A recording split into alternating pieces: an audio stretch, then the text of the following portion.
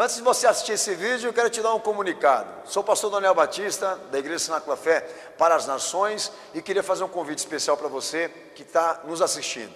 Passa pelo nosso site, horadaverdade.com, site oficial da nossa igreja, onde nós vamos ter um encontro marcado ali todas as quintas-feiras, às 8 da noite, e aos domingos, 7 da noite, nos nossos cultos ao vivo. Nosso ministério com compromisso de transmitir todo o conteúdo desse culto para a edificação do teu coração. Horadaverdade.com, vou ficar muito feliz de te conhecer, de poder estar junto com você, com certeza, num só corpo, numa só fé, num só amor ao nosso Senhor e Salvador Jesus Cristo. Um beijo, um abraço, te vejo lá.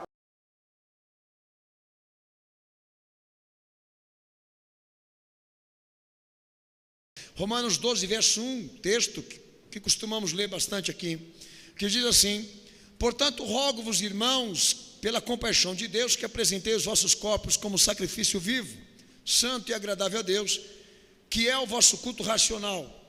E não vos conformeis com este mundo, mas transformai-vos pela renovação do vosso entendimento, para que experimenteis qual seja a boa, agradável e perfeita vontade de Deus.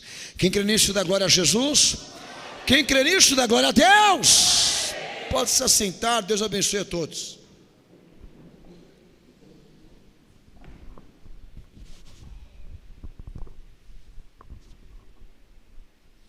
Só um instante aqui, irmãos. O pastor dá uma pausa. Amados, eu não perdi as contas aqui de quantas vezes o Senhor me colocou nesse púlpito, principalmente, para poder exatamente definir os propósitos de Deus com o que Jesus nos ofereceu na cruz,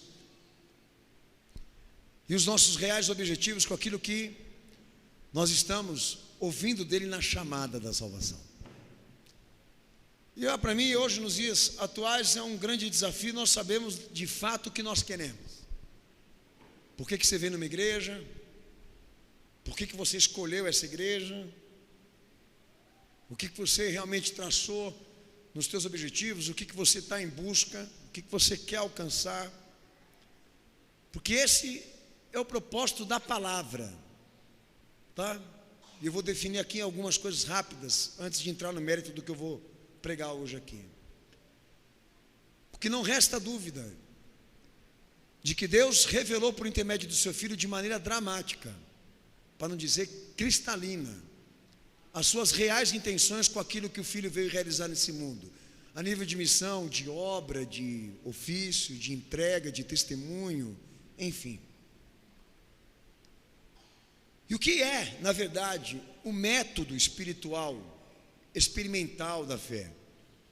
Você ouvir o que ele está propondo por meio dessa revelação tão poderosa e saber o que você na verdade vai fazer com isso. Então Paulo ele entra lá em Romanos 10, 17, que a partir do momento em que eu recebo a revelação, do evangelho da salvação de Jesus Cristo, pois cremos que é o poder de Deus, como disse Paulo, a minha resposta e a minha aceitação é consciente.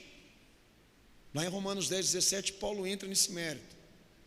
Romanos 1, 16, verso 17, Paulo ainda diz ainda mais, que a fé pessoal, individual, dessa pessoa que está ouvindo Jesus falar da sua salvação, ela também é uma resposta moral, não só consciente, compreensiva, intelectual, como também moral, no sentido, estou aqui para corresponder, para me consertar, para me redimir, porque está associada essa resposta, essa aceitação, à obediência, ao arrependimento, como ele também fala em Romanos 1,5, Romanos 10, 16, Romanos 16, 26. Então, ou seja, o processo da restauração de uma pessoa começa naquilo que Deus falou, naquilo que Ele está falando, e a sequência disso, a evolução disso, entra no mérito de como você vai receber, de como você vai responder, de como que você vai reagir. Mas nada no sentido de que isso está sendo produzido por mim agora, mas dele para nós. Então a fé realmente é uma resposta. Ela é um processo de resposta, de aceitação, de corresponder ao que ele falou, ao que ele revelou, ao que ele manifestou. Então nós não temos técnicas de restauração.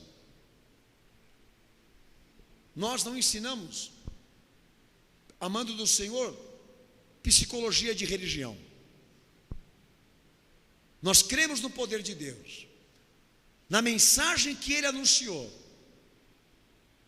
que está sustentada pela ação do Espírito Santo, de que todo aquele que creia, de que todo aquele que aceite, de que todo aquele que obedeça, que corresponda, que se entregue de maneira total, veja essa palavra se cumprir na sua vida.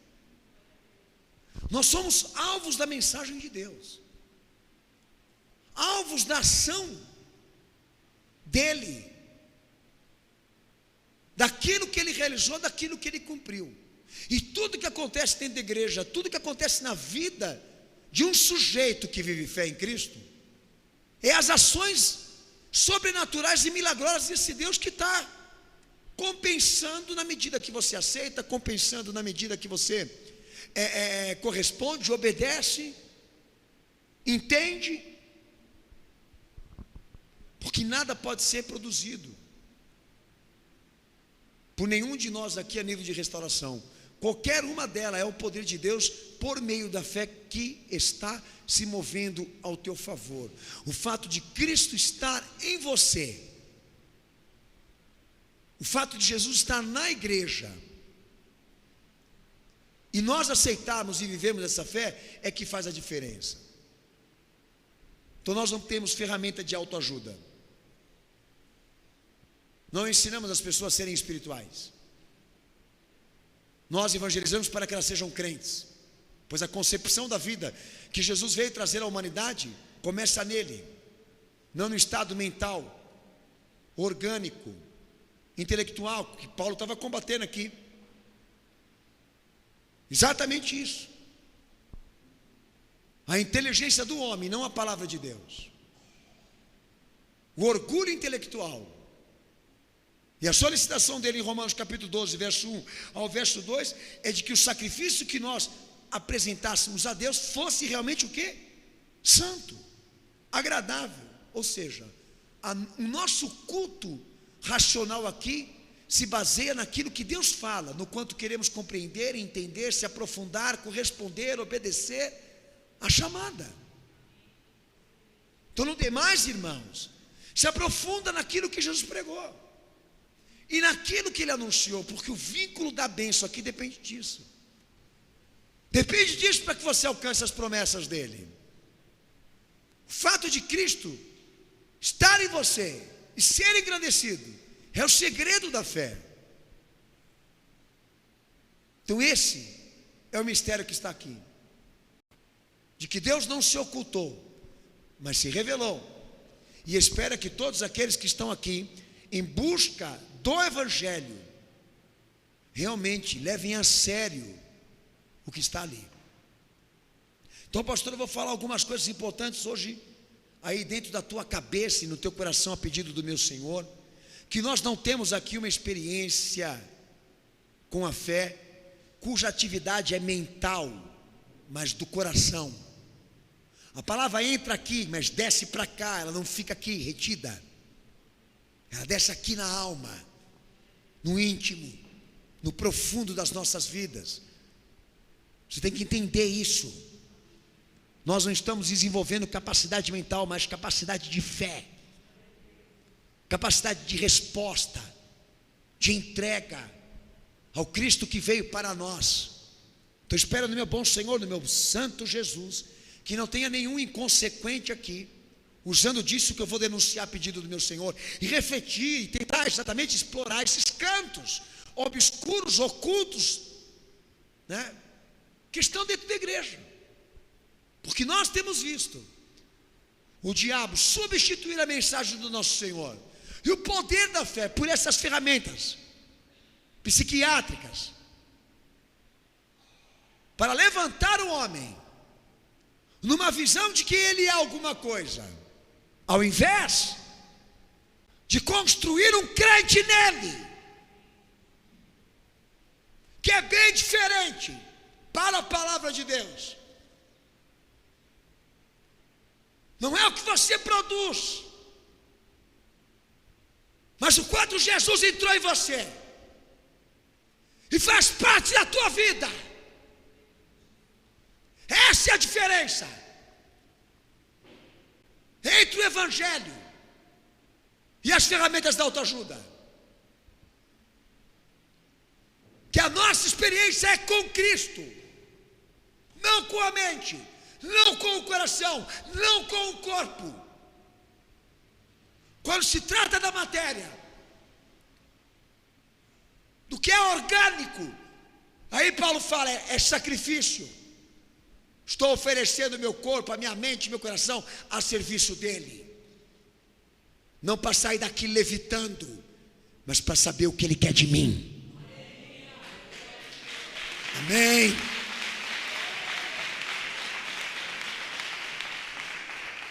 Então o que seria a psicologia da religião, Cenáculo da Fé? E os seus métodos? Ela nega qualquer exigência, qualquer doutrina. No caso, o conselho do Senhor, o seu pedido, a sua solicitação, a sua vontade, tá? E os objetivos disso, ela nega, ela rejeita, para se dedicar à experiência religiosa, do sentimento, da sensação, da paixão, procurar exatamente saber o que poderia provocar nas pessoas essa realidade. A emoção, o sentimento, a explosão. Os caras são tão descarados que eles consideram isso uma atividade cerebral inconsciente. Não importa.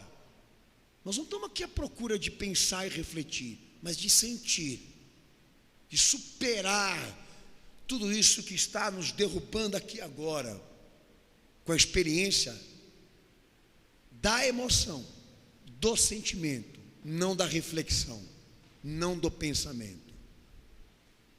Então a psicologia da religião é isso aí. Nós não viemos ser atormentados aqui com regra, nem com doutrina, não importa de quem seja.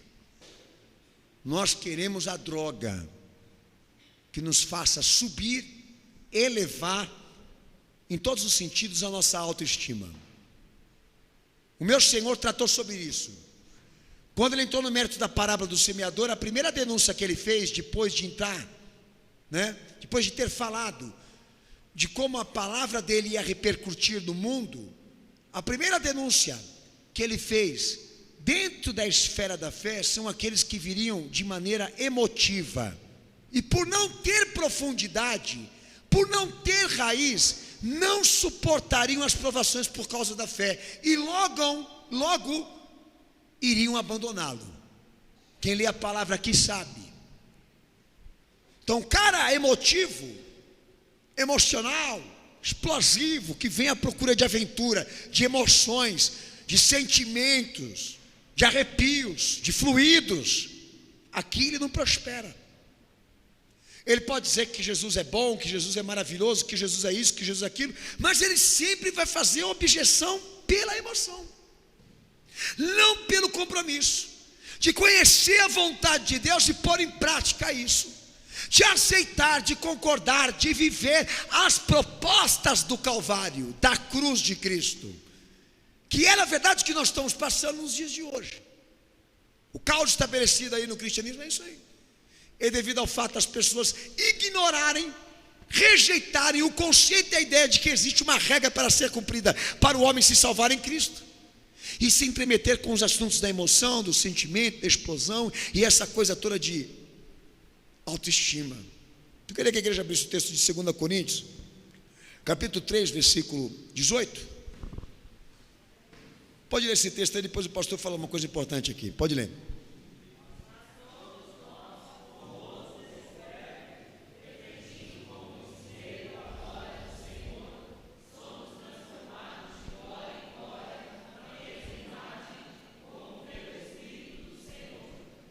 Então vamos lá. Paulo ele começa ainda explorando, ainda tratando dramaticamente a revelação de Deus e o quanto nós temos que aceitar, responder, obedecer, se arrepender, estar associado a esse plano. Amém ou não? Amém ou não? Então eu estou aqui ouvindo do meu irmão em Cristo, apóstolo Paulo, que se fundamenta no que Jesus pregou, que a experiência com o Evangelho é subjetiva, é objetiva, é entrega total, é de sacrifício, é realmente de aceitação e obediência. Não tem nada de um simples sentimento, de uma simples emoção, mas de um processo mesmo profundo de vida, de reconstrução de vida com Cristo. Aí no texto de 2 Coríntios 3,18. Mas vamos lá. Você quer descobrir um representante da psicologia da religião? É esses caras que sobem em cima do púlpito para contar a história. Ele pega e vai à procura, né, de encontrar alguma coisa que toque, que provoque essas paixões, sensações, sentimentos. Então ele reúne todos esses fenômenos biográficos de personagens da Bíblia, aí usando a Bíblia, tá? Cartas, conversas, processos até mesmo de conquistas dentro da fé, para atrair as pessoas para o sentimento e para a emoção. Por quê? Porque num dado momento em que ele começar a tratar da vida de Moisés, da vida de José, da vida de Daniel, da vida de qualquer outro personagem bíblico, até mesmo dos apóstolos, não importa quem seja, e entrar no mérito da resposta moral, da resposta espiritual, das responsabilidades, ele quebra esse processo. O objetivo dele não é interferir em ninguém, disciplinar ninguém, cutucar ninguém. Ele só está trabalhando com a Bíblia os acontecimentos fenomenais, atraindo a multidão exatamente por esse gosto de um Deus dos impossíveis, de um Deus maravilhoso que faz coisas que o homem não faz. E hoje ele está aqui e vai fazer a mesma coisa com você, baseado numa carta, baseado na vida de alguém, na história de alguém que está na Bíblia. Mas se eu não entro no custo disso, na responsabilidade disso, na doutrina disso, no mandamento disso, da vontade do Senhor que foi aplicada por aquele indivíduo da fé, por aquele homem que estava entremetido ali com os acontecimentos de Deus, acaba virando uma história contada. Está entendendo? Amém ou não? Eu posso fazer malaquice com a Bíblia, se eu quiser. Basta exatamente exercer isso, né? Que não entre nenhuma exigência de Deus aí de você ser obediente, consagrado, justo, reto, íntegro, servo. Então é isso que a igreja na verdade está exercendo agora.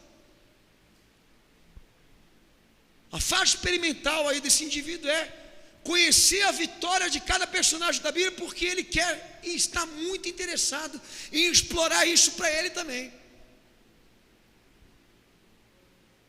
Mas se converter não, se arrepender não, procurar saber de Jesus o que ele precisa transformar, modificar no que erra, isso ele não quer. Ele só quer a emoção, o sentimento de alguém que está indo em direção a uma conquista gloriosa para si mesmo. 1 Pedro 1, verso 14 ao verso 15. Pode ler. Então, o indivíduo que exerce na Bíblia métodos experimentais de psicologia, ele não tem interesse nenhum de ser disciplinado e formado em doutrina, tá? O negócio dele é isso aí mesmo, é provocar, né, esses pulsos e repulsos emocionais e sentimentais para poder viver a droga da vida dele. Pode ler o texto aí para o pastor, por favor.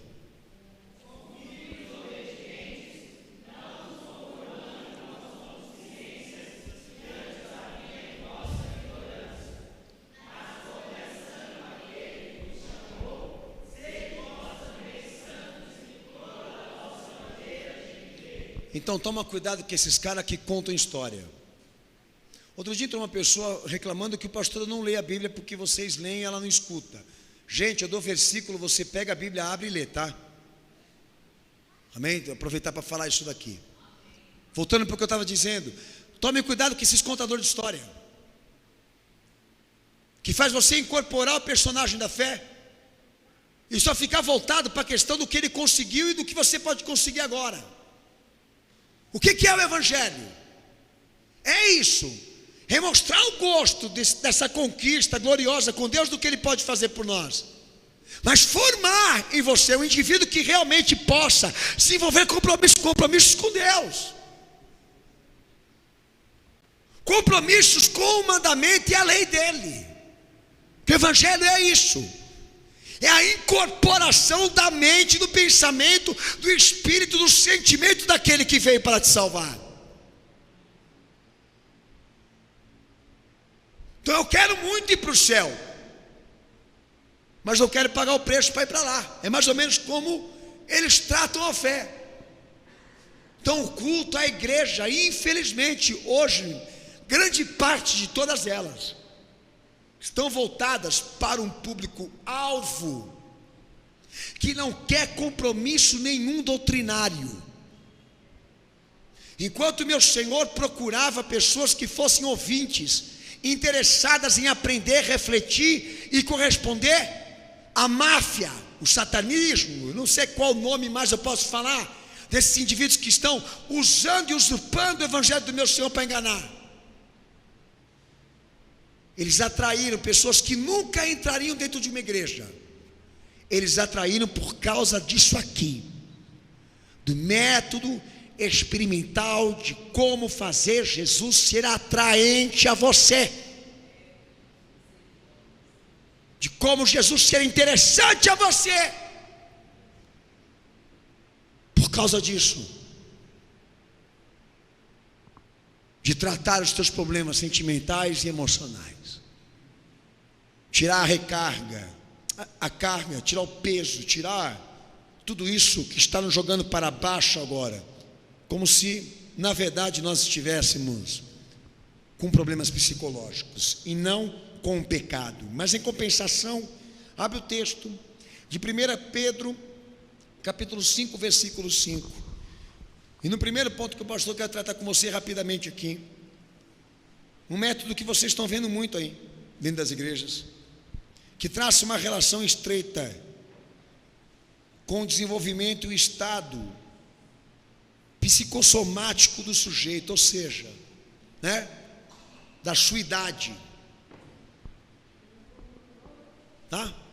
É isso aí, com a questão mental, ou então da sua posição mental, que quer dizer o seguinte: público é jovem. Então vamos lá, lê o texto aí.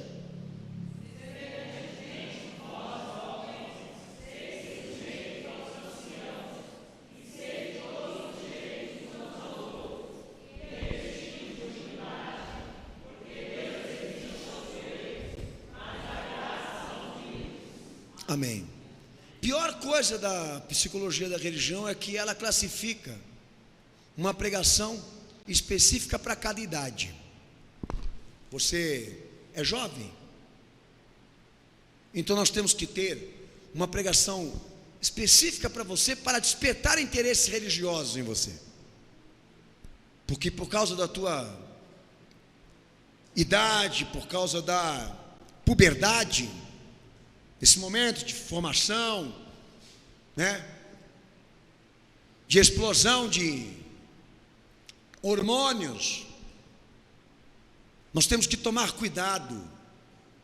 Então vamos desenvolver aqui agora propósito de trazer uma palavra para o teu tempo, para a tua idade. Isso na Bíblia não tem. Não há uma compreensão, nem um entendimento de que temos ali dentro do Evangelho uma repartição que atenda uma demanda juvenil. Uma compreensão de que agora, porque eles estão com uma crise de idade, eles vão ter conflitos com a conversão. Não vão aceitar, não vão concordar, não vão querer. Então nós temos que fazer uma pregação diferenciada para eles. É o que tentaram fazer com essa igreja aqui. Implementar essa psicologia da religião e passar realmente a querer impor para nós de que isso progride o Evangelho, amenizar os impactos da doutrina, da responsabilidade com Cristo, com o seu Evangelho, para ficar falando de sexo, para ficar dando orientação sexual, para ficar falando de música, para ficar falando de futebol, para ficar falando de gostos específicos de um jovem. E se você for na palavra de Deus, não tem porcaria nenhuma disso aí. A palavra que ele preparou é para um único público. Não há camadas. É para todos. Então daí 1 Pedro 5, versículo 5, você leu, não leu? Leu até agora o 9.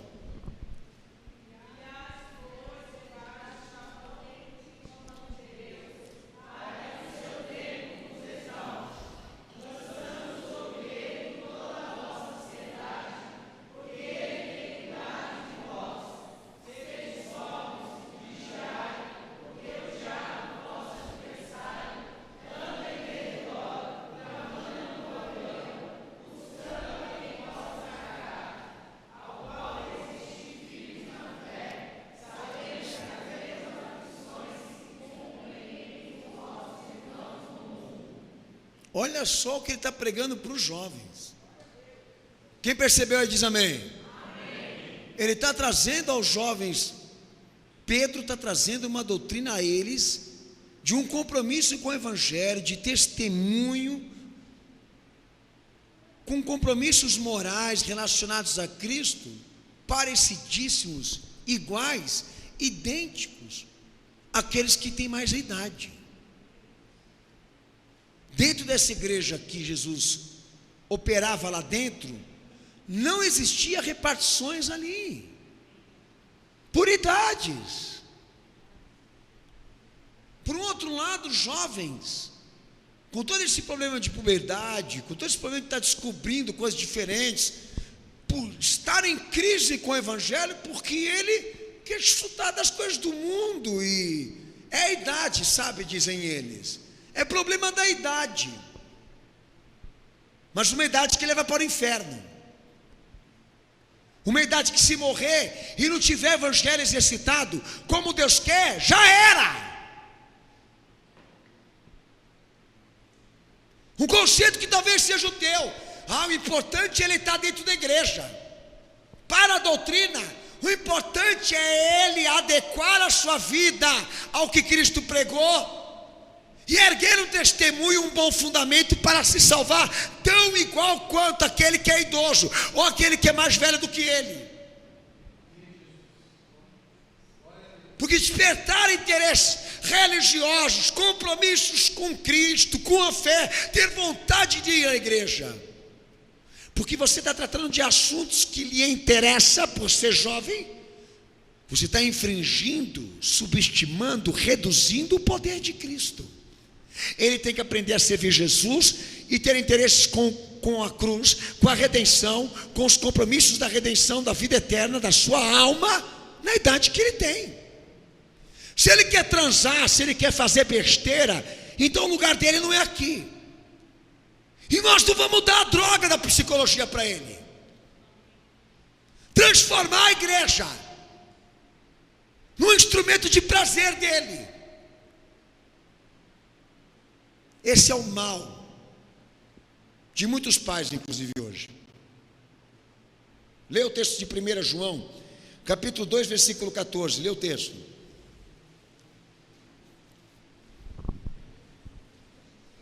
Pode ler, cenáculo.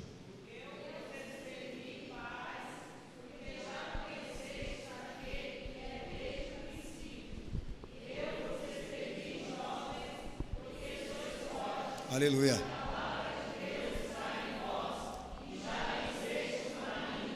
Amém.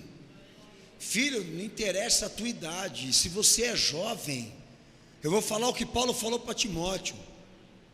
Prega a palavra, insta a tempo, fora de tempo, admoesta, repreende, exorta, porque vão vir tempos de resistência. E segundo os históricos, este homem era jovem.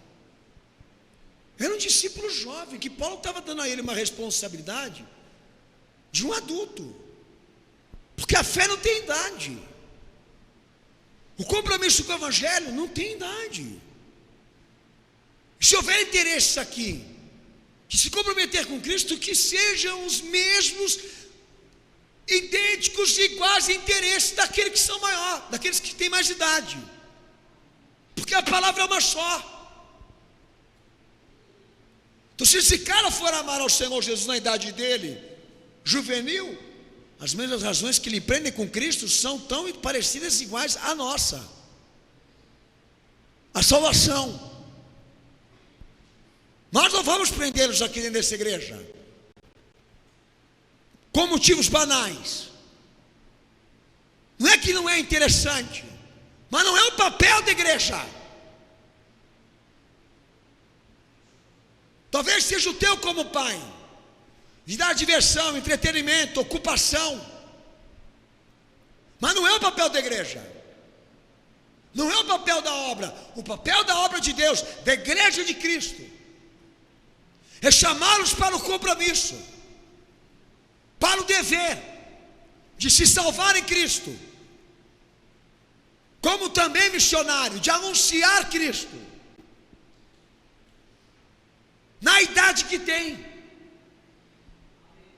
E se estão em crise com a fé e com o Evangelho, porque os seus interesses não estão harmonizados com isso, eu não posso vender o Evangelho do meu Senhor e barganhar para prendê-los aqui. Se eles estão em busca de emoção e de sentimentos calorosos, nós vamos perdê-los então, porque não usaremos ferramentas psiquiátricas, de interesses sentimentais, emocionais, para prendê-los aqui. Se eles tiverem que amar e servir a Cristo, estarão presos no mesmo compromisso que todos nós. Mas essa é a artimanha, essa é a questão pura, né, da psicologia. É fazer com que você, que está me ouvindo aí agora, troque a proposta de Deus para amenizar o tom do compromisso, da fidelidade, da responsabilidade com aquilo que Deus ofertou na cruz do Calvário. Porque sabendo que existem pessoas que não estão dispostas a pagar o preço aqui, e nós também não queremos ver a igreja esvaziar e perder pessoas aqui, então nós vamos tentar amenizar isso, vamos tentar tratar a situação mais mental do que alma. O erro começa aí. 2 Coríntios capítulo 5, versículo 15, leia.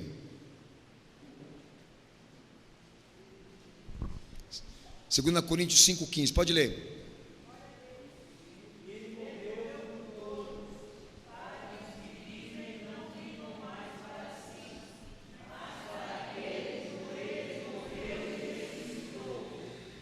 Para todos, ou por todos. Quem está lendo aí diz amém. Amém. Quem está lendo aí por todos diz amém. Amém. Filho, não tem igreja de velhinho nem de jovem, não tem igreja de meia idade. Isso é coisa de boteco.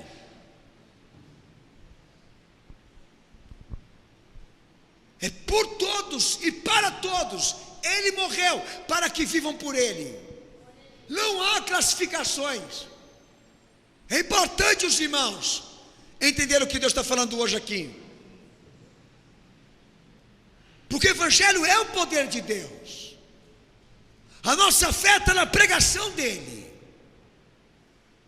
A nossa dedicação que é a restauração que Deus traga para nós, para a nossa casa, para a nossa família, dependa disso, de que eles aceitem a Jesus, não de que se transformem em pessoas boas, de pessoas educadas,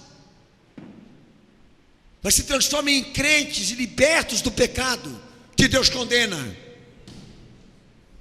A igreja trabalha esse processo de evangelização, de pregação, de conscientização do que Deus realizou na cruz do Calvário, não porque é religiosa, não porque é fanática, porque depende disso para o homem se salvar e se libertar. Nós não levamos sentimento, não levamos emoções, nós não somos artistas, nós pregamos a mensagem da cruz, anunciamos a mensagem da cruz, que é o poder de Deus, como Paulo fala: eu não me envergonho do evangelho do meu Senhor, porque para nós, independentemente de idade, se essa palavra entrar dentro do coração dessa pessoa, ela vai honrá-lo mesmo assim, ela vai viver essa fé. Nós vamos poder pregar para ela a disciplina e a doutrina dessa salvação, e ela vai aceitar. Mas está tendo crise, pastor, não está bem espiritualmente. Então qual é o problema dela? É porque é jovem demais, só na tua cabeça. Você como crente não pode falar isso. Isso é problema de idade. Então leia Tito 2, verso 2 então. E os velhos então, o que nós temos para falar? Nós, que já saímos dos 12, dos 13 anos. Tito 2, verso 2. Pode ler.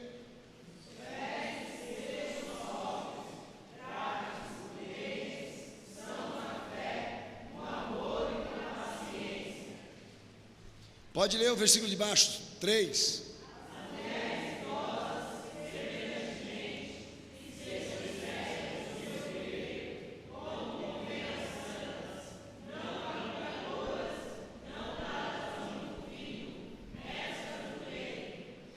Então poderão ensinar as mulheres novas a amarem seus maridos e filhos. Está mandando os velhos fazer isso, tá? A serem sensatas, honestas, boas donas de casa, bondosas, submissas aos seus maridos, para que a palavra de Deus não seja blasfemada. Exorta semelhantemente os moços, ou os velhos com os moços, para que sejam moderados.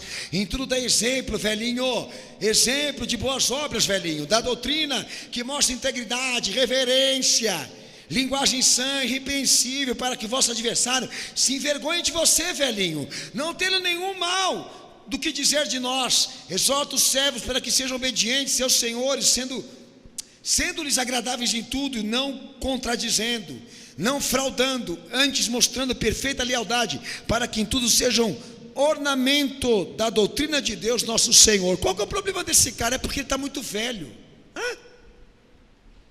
Está com muita idade, está passando por crise com a fé, porque ele tem problemas. O meu Senhor está dizendo para mim que não tem problema nenhum aí, a idade não interfere,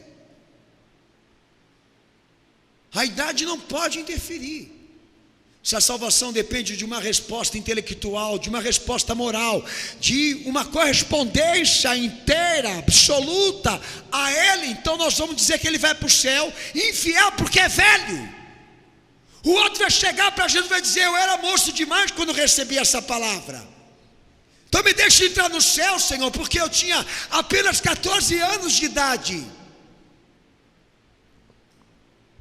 Não existe isso.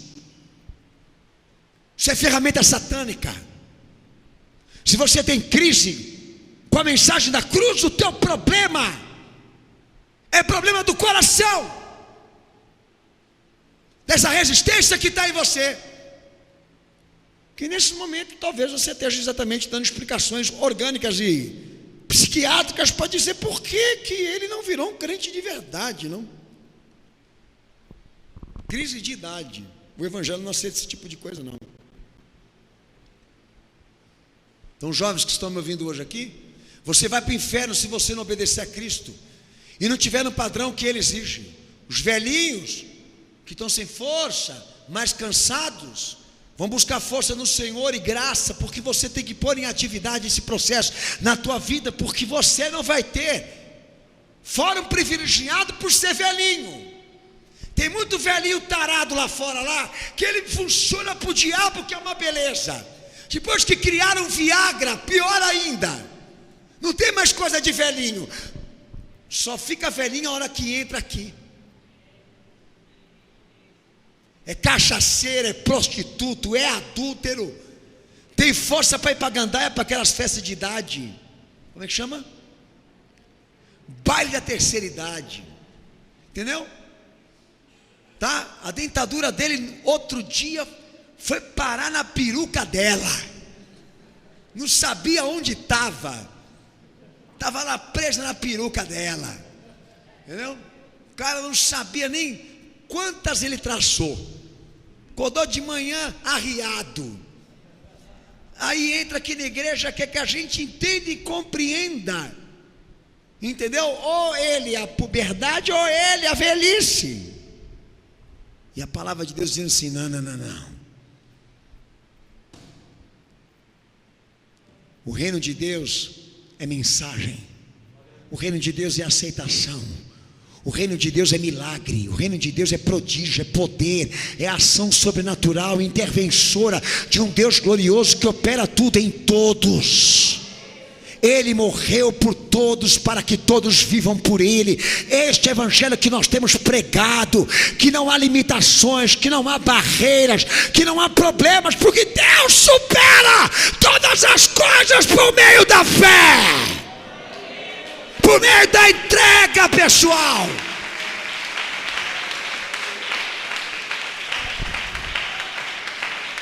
E não vem falar para mim aqui agora que eu estou com 44 anos de idade, porque eu me tornei pastor aos meus 19 anos de idade, tá? E eu sei que é possível, tá? Estava no lugar certo e na hora certa. Então não vem falar para mim,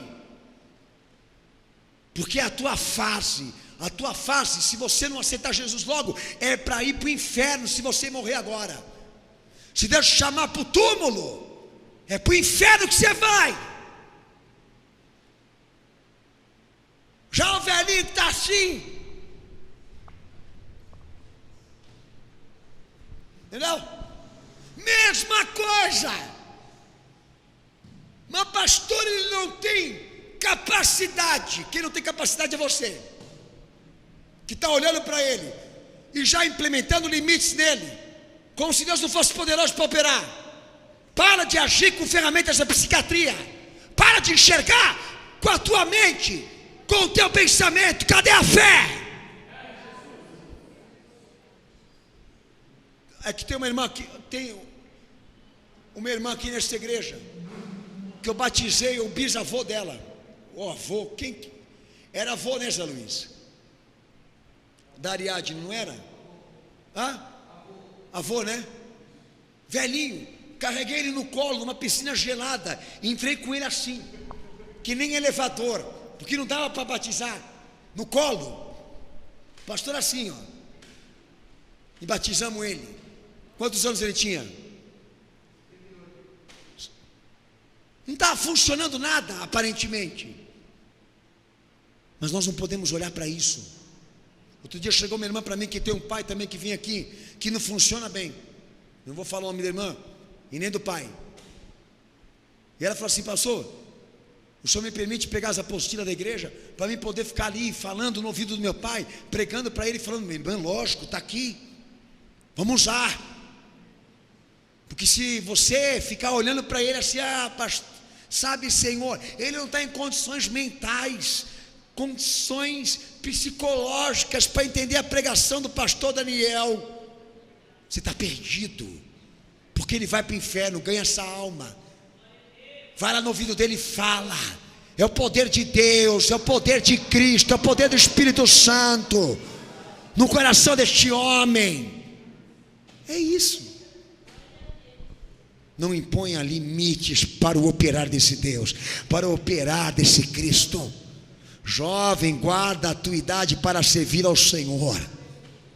E se você quiser servir, você vai ter que se prender no mesmo amor, na mesma chamada, porque não há Não há compreensão para o tempo que você está vivendo agora.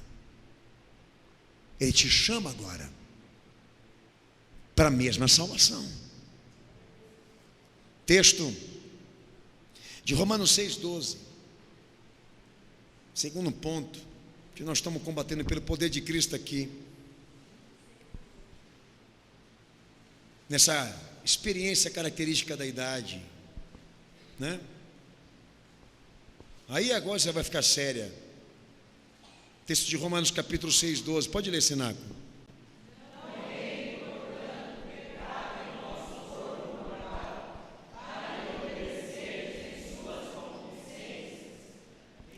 Amém. Leu 13.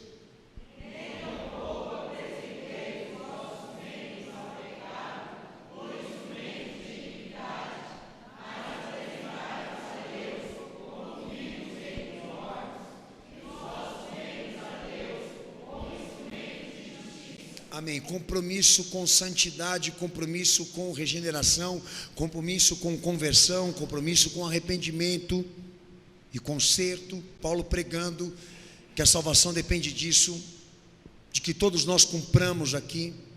Daí vem a questão da crise devida à minha idade. Eu estou vivendo inquietação, perturbação, dúvidas, mudanças, sentimentos pelo pecado, culpa, medo, melancolia. A minha idade, a minha crise com o pecado, a minha miséria espiritual, a minha calamidade espiritual se deve ao fato porque eu sou jovem demais. Só que tem um probleminha. Você está numa idade que você quer conhecer o sexo. Você está numa idade que você quer saber o gosto que tem isso. Você está numa idade que você quer gerar essa depravação, para saber se é bom mesmo o negócio, provar essa capacidade que você tem. Mas tem um problema: pecado mata. O pecado leva para o inferno, dá sustentabilidade à ira de Deus, te joga na condenação.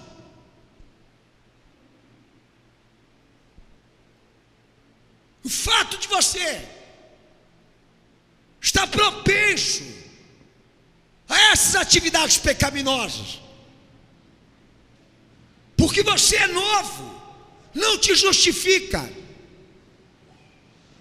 porque o pecado vai gerar morte mesmo assim. Diz o texto de Romanos 6:23, o salário do pecado é a morte, e o dom gratuito de Deus é a vida eterna que está em Cristo Jesus. São dois caminhos. Se a explicação que você está dando é essa, para a tua crise, para a tua decadência espiritual, porque você tem problemas materiais, porque você tem limitações materiais, a palavra de Deus não compreende isso. Texto de Romanos 1,18, leia. Pode ler.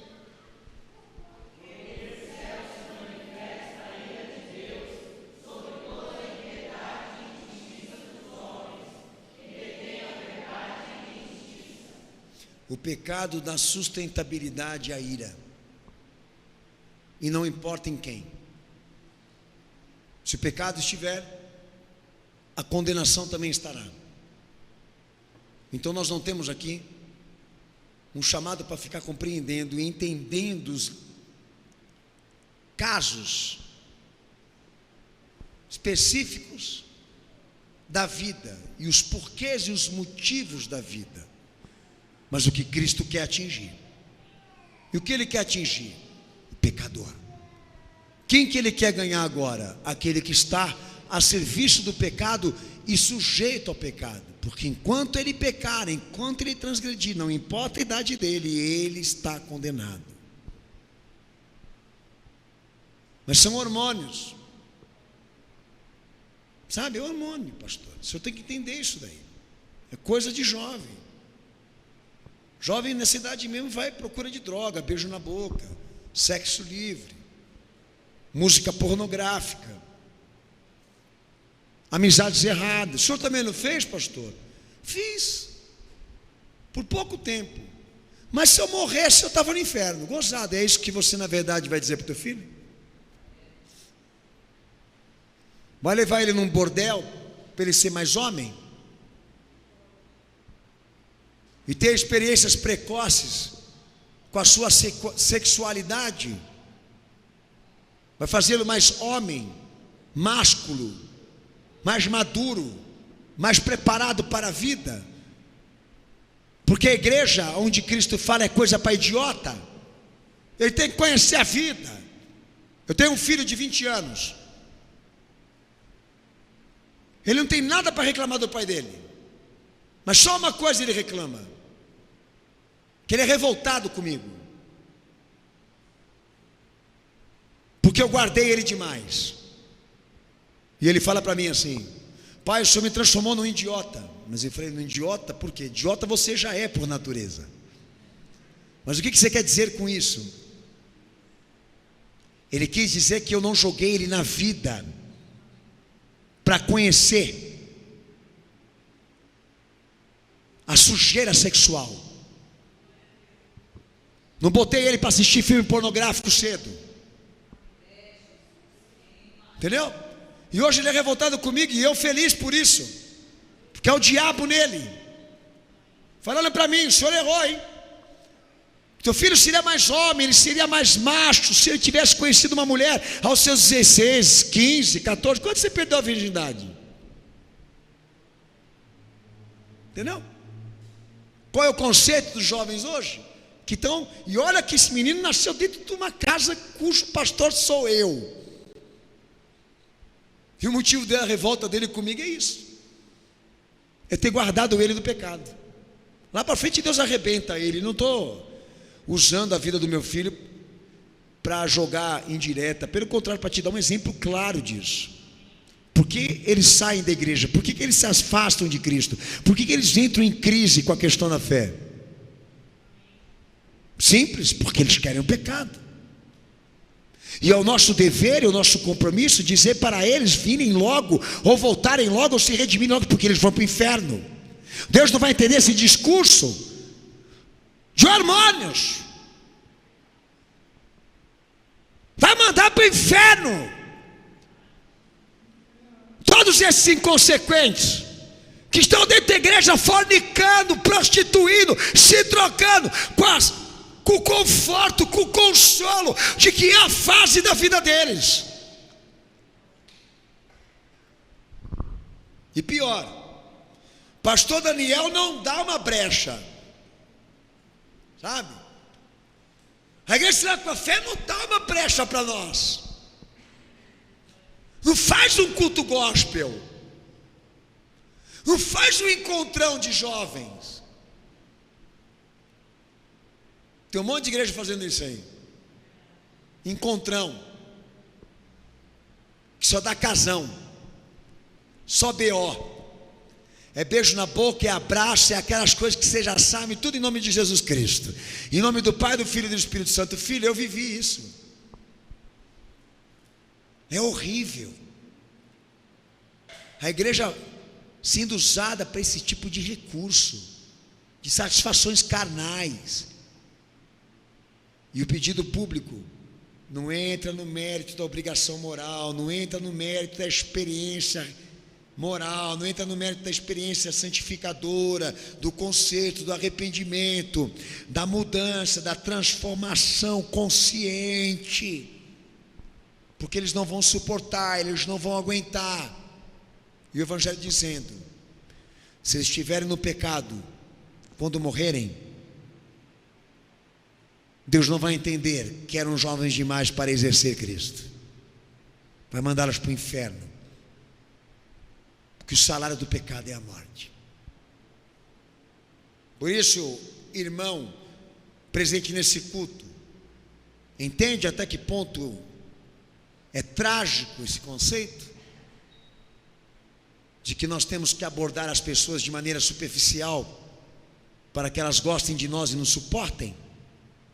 Você entende até que ponto é trágico esse conceito de levar em consideração a história dessa pessoa. Que no outro dia eu fui num fórum de conciliação com o pastor que está me processando, que eu escrevi a matéria sobre o seu segundo casamento, e ele contando a história para mim, de que ele vivia brigando com a mulher dele, de que nada era certo com a mulher dele, que a mulher dele era o capeta, chupando manga, entendeu? Que não estava mesmo, que eles só brigavam, e ele orou, sabe? Do nada Deus confirmou para ele que ele podia pegar mais nova e casar com ela, contando a história dele para me sensibilizar, que por razões psicológicas, por razões sentimentais, por razões humanas, ele foi e pegou a mais nova. Eu falei para ele: pastor, nada pessoal, adúltero, teu divórcio não vai ser justificado por razões humanas e exatas. Pecado é pecado. O senhor infringiu a lei. Infração de lei gera condenação. O senhor não vai perguntar quais razões, os motivos, as circunstâncias que te levaram a isso. Isso quem faz é o psicólogo. A fé vai dizer: recebe o que você semeou. Teu pagamento é esse aqui. É isso que a palavra de Deus me conscientiza. Nós todos fomos chamados para uma só vocação e um só compromisso, que não é mental. Pode ter certeza disso. Nós temos um propósito com o Evangelho, de trazer o homem inteiro na presença de Cristo, porque o interesse de Deus por meio do Evangelho é fazê-lo ser agradável a Deus. Que tudo que ele faça, que tudo que ele exerça, agrade a Deus, esteja harmonizado com aquilo que ele quer, não importando de onde ele vem, como ele chegou, quem é ele, que idade que tem ele, que condições ele tem, não importa. Seus compromissos são os mesmos. Abre o texto da palavra de Deus, texto de João 3,6. Pode ler esse texto, a igreja conhece.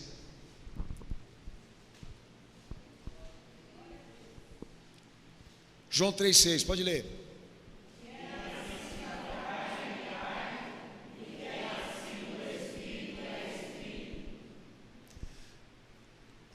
Então, para a psicologia da religião, a experiência religiosa, cujas palavras nós usamos aqui, conversão, despertamento, realização, ocorre em todas as religiões.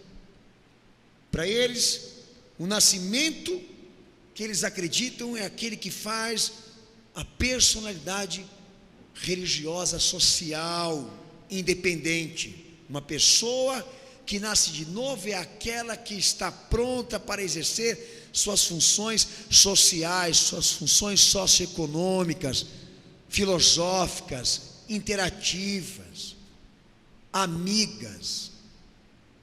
Meu Senhor diz não. Regeneração aqui, conversão, despertamento, realização não pode ser considerado um nascimento de personalidade socio-religioso independente.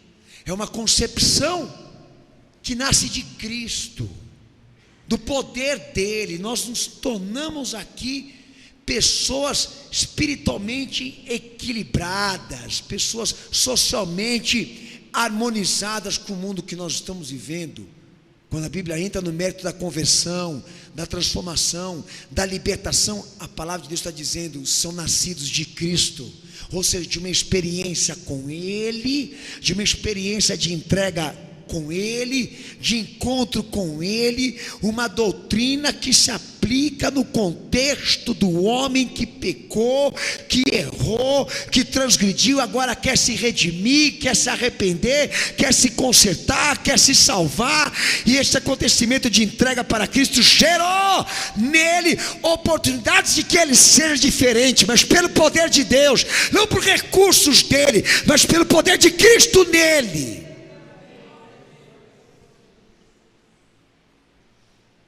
Sabe?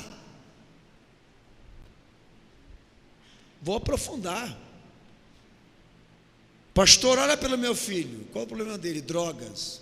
Você acha que as drogas é o único problema? Mas eu sei que incomoda os pais aqui que o teu filho é um drogado, porque não dá para você colocar ele limpo para sentar na janta ou na mesa da tua sala maravilhosa com cristais, equilibrado para ter uma boa conversa num domingo onde a família toda esteja reunida, porque os dentes dele estão todos estourados, a cabeça dele maluca, ele não fala nada conexo, entendeu? Não tem estética, não tem ética, não tem aparência, o cara está totalmente perturbado, confuso e perdido. Você tem até vergonha de colocar ele lá. Mas se ele tivesse bem vestido, com os dentes esbranquiçados, com o cabelo com gel, entendeu? Bem vestido na mesa, falando linguagens acadêmicas, falando de variedades, com cultura e conhecimento, você ia querer apresentar teu filho para todo mundo. E pior, depois que ele começou a frequentar a igreja Cenáculo da Fé, você quer ver eu ficar louco da vida? É isso. Ele parou de fumar, ele parou de beber, ele parou de se drogar. Parece que o mundo do pecado só gira em cima disso. Você entende? Até que ponto isso está dentro da igreja? O caráter aí é puramente social.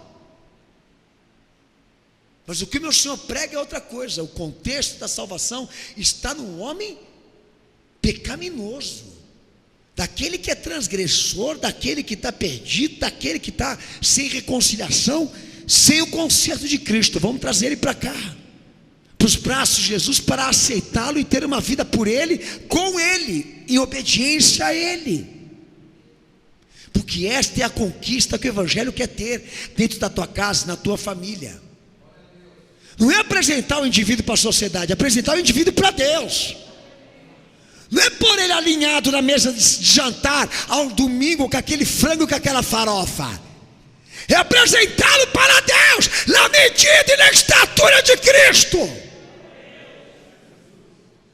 Porque o novo nascimento que a Bíblia prega, conversão, transformação, não é um processo social, mas redentor de uma alma que estava perdida e que Jesus alcançou pelo seu poder. O que Jesus te fez? Me deu um emprego, me tirou das drogas e me deu uma casa. Voltei a estudar, fiz meu 3º grau, estou fazendo faculdade. Ah, pelo amor do meu bom Jesus, que decadência! Você está se sociabilizando. Misericórdia! E bota esses caras da ferramenta psiquiatra em cima do púlpito para contar a historinha, para falar que a muralha aqui caiu, entendeu? São os pagamentos que você está devendo. Que a muralha aqui caiu é o teu momento amoroso que não está dando certo, que Deus vai entrar com intervenção, e vocês estão vendo eles explorar isso, agindo com esses processos sentimentais e emocionais, fazendo o povo acreditar, usar a cabeça para acreditar em coisas que Deus não vai realizar, se eles não se entregarem a Cristo. A começar pelos jovens. Texto de João 1,13. A iniciativa da transformação, da regeneração, do novo nascimento está atribuída ao poder de Deus. Lê o texto aí.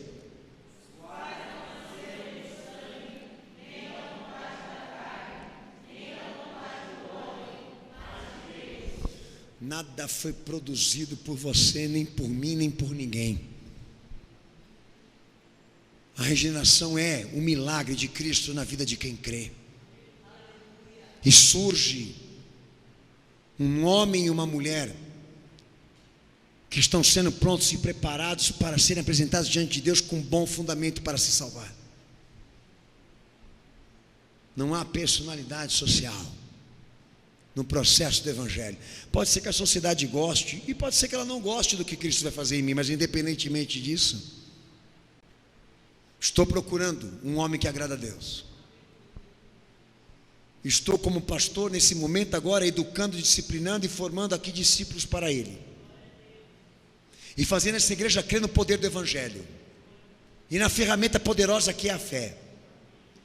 E não reduzir o poder de Cristo na mensagem que nós estamos dando aqui hoje. Não subestimar o poder de Deus quando Ele fala. Anunciar, anunciar, anunciar, mesmo que eles não queiram ouvir. Pois o nosso investimento aqui consiste nas palavras que vêm da boca dEle. Os nossos esforços aqui consistem na mensagem que vem dEle. A libertação que procuramos e buscamos aqui hoje é a libertação da alma, do coração, dos pensamentos espuros, errados, medíocres, falsos e morais.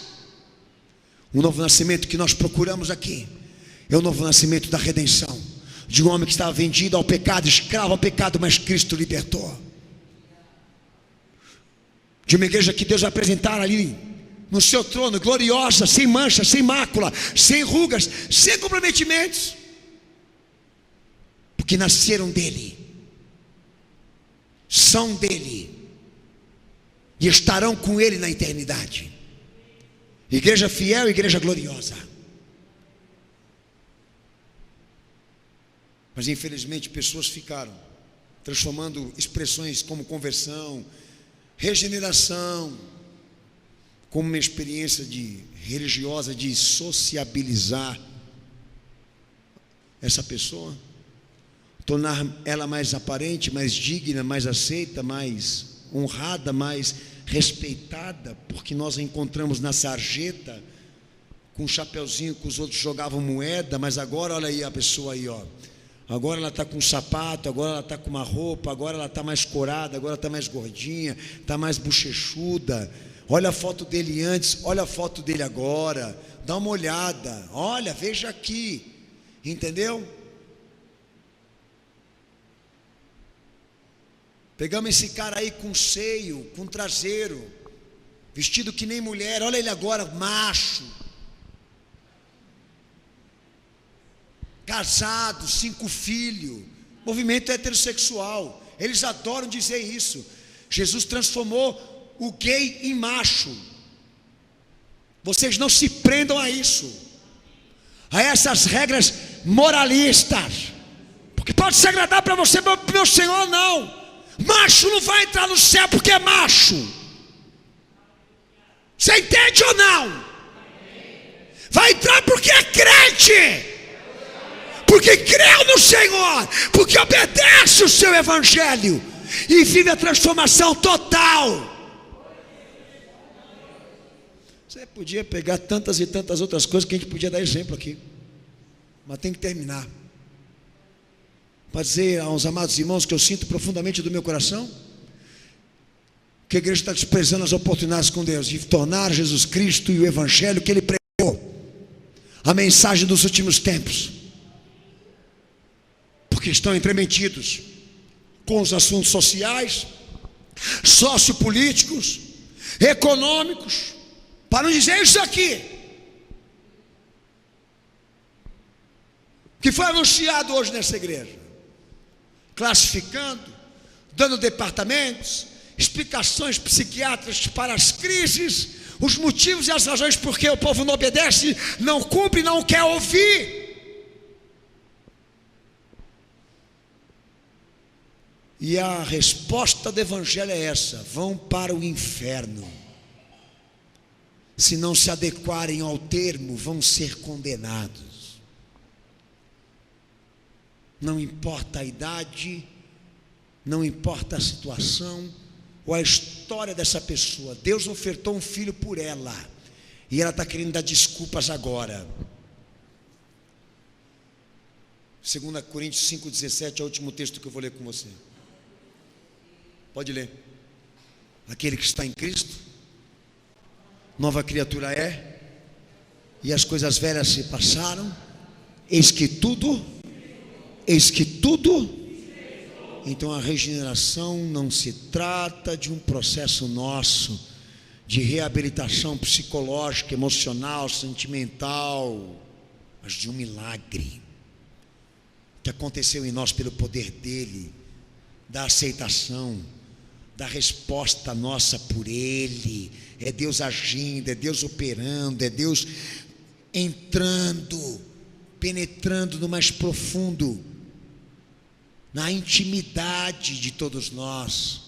Acontecimento esse que não se explica, que é pelo poder do Espírito Santo, sem repetição, é uma vez só, mas é o suficiente para penetrar aqui e em todas as partes que serviam ao diabo.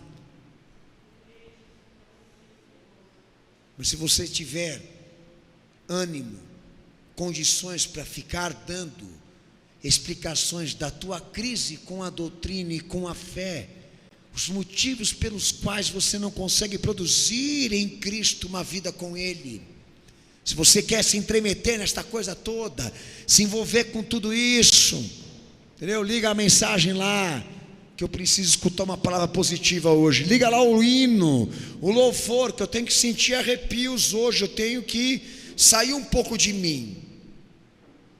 Eu quero paz, não quero infortúnio, quero me sentir bem, não quero ninguém me atormentando. Como você pecou, você errou, entendeu? Você fez aquilo lá, tá? Eu não quero ninguém para me falar a verdade agora, quero ninguém para pregar para mim agora eu quero pessoas que me amem, quero sentir paz.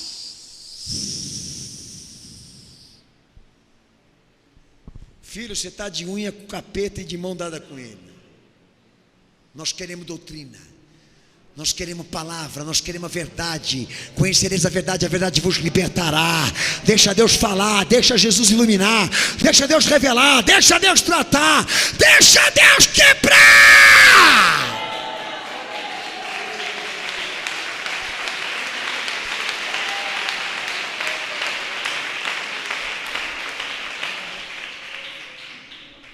Esse é o nosso desafio aqui.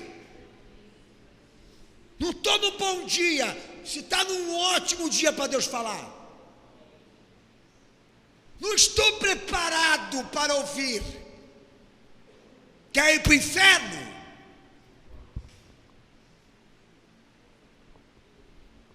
Só que vocês abaixaram a guarda e estão dando lugar ao sentimento, respeitando aos homens mais do que a Cristo. Vocês vão ganhar salvação aqui?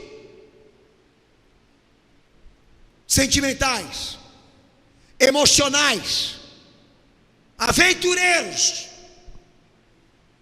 Há um lugar no reino do céu para vocês que acha que a palavra fere demais, e por estas razões eles estão indo para o mundo, porque é muito difícil se cumprir isso que o Senhor está pregando aí. E é nisso que vocês fraudam e pecam com Cristo, porque vocês respeitam mais os homens do que a Ele, e entendem mais eles do que os propósitos de Deus. Por isso classificam, por isso criam repartições, por isso amenizam o tom, por isso modificam as estratégias, o método de Cristo para salvar, porque estão fazendo negócio e não propósito com Deus. Nós não viemos para uma aventura, nós viemos para um encontro com a verdade, e eu quero a verdade, não importa se ela doa, se ela machuque, é o que vai me libertar. Cristo em mim, me tratando e tratando com o homem do pecado que está em mim.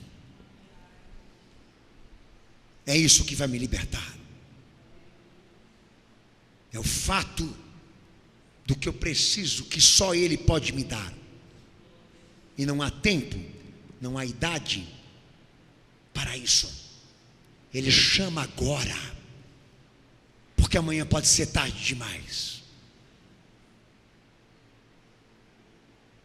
Não dê razões, não dê motivos,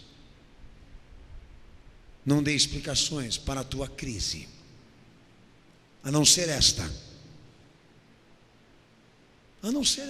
uma resposta à altura do que Ele fez por você. Ou então, tchau. Ele quer ouvir um sim. Ele está voltado para o lado direito, para aquele que está dizendo para ele: Senhor, lembra de mim. Para esse aqui ele não quer nem olhar. É isso que o meu Senhor me mostrou. Quer montar um ministério de sensibilização da igreja? Fica à vontade, monta um boteco. Nós não vamos abrir nesse ministério uma repartição para cuidar de jovens e cuidar de idosos e cuidar de pessoas que têm justificativa e desculpas dos motivos e dos porquês não servem a Cristo. Vamos continuar pregando para quem quer. Nosso público-alvo é os que querem crer, é os que querem sacrificar, é os que querem renovar, é os que querem aprender, é os que querem a disciplina, a exortação, a palavra, a verdade de Cristo. Não importa quantos, importa é que eles estejam aqui.